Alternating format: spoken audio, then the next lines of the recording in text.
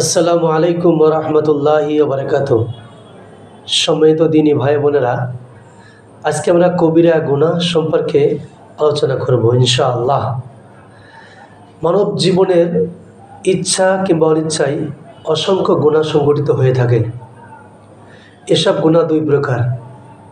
এর মধ্যে কিছু গুনাহ বড় ও কিছু ছোট। ছোট গুনাহকে বলা হয় সগীরা গুনাহ এবং বড় গুনাহকে বলা হয় কবিরা গুনাহ। শরীয়তের দৃষ্টিতে যে কোনো নেক কাজের দ্বারাই সগীরা গুনাহ মাফ হয়ে যায়, কিন্তু কবিরা গুনাহ অত্যন্ত ভয়ঙ্কর ও সাংঘাতিক। এগুলো তওবা ব্যতীত আল্লাহ তাআলা ক্ষমা করেন না। যেহেতু কবিরা গুনাহ তওবা ব্যতীত ক্ষমা হয় না, সেহেতু এগুলো সম্পর্কে ধারণা থাকা আবশ্যক।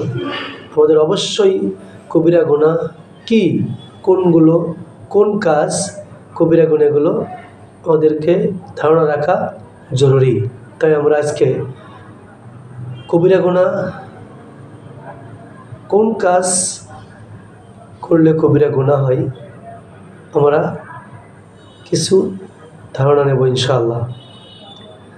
তো আসি, 1 নম্বরে আল্লাহর সাথে শিরক করা, 2 কাউকে অন্যায়ভাবে হত্যা করা, 3 সতী সাধবী রমণীকে মিথ্যা অপবাদ দেওয়া, 4 যুদ্ধের ময়দান থেকে পলায়ন করা, 5 এতিমের সম্পদ অন্যায়ভাবে ভোগ করা, 6 পিতামাতার অবাধ্য হওয়া, 7 হারাম শরীফে অন্যায় কাজ করা, 8 সুদের আদান প্রদান ও সুদি লেনদেন করা,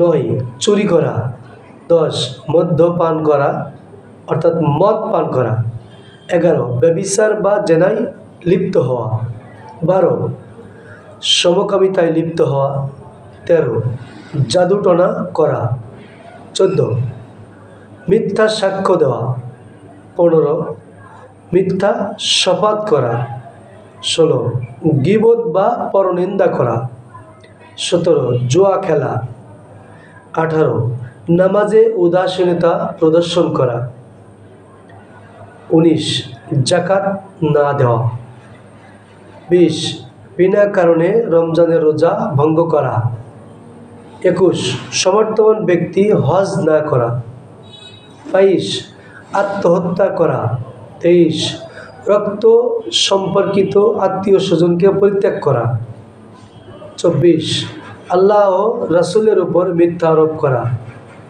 25 জুলুম করা, কোনো মানুষের প্রতি জুলুম করা, 26 অহংকার করা, 27 অন্যের সম্পদ আত্মসাৎ করা, 28 ডাকাতি করা, 29 হারাম পথে সম্পদ উপার্জন করা, 30 ঘুষ খাওয়া, 31 প্রস্রাব থেকে পবিত্রতা অর্জন না করা, 32 আমানতের খেয়ানত করা, 33 তাকদীর অস্বীকার করা, 34 চুগলখড়ি করা, 35 ওয়াদা ভঙ্গ করা।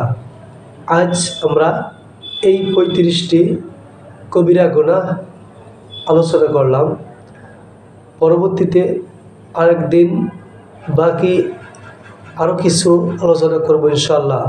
মহান রব্বুল আলামিন আমাদেরকে এই কবিরা গুনাহ থেকে বেঁচে থাকার তৌফিক দান করুন। শুকর আল্লাহুম্মা আমিন। আসসালামু আলাইকুম ওয়া রাহমাতুল্লাহি ওয়া বারাকাতুহু।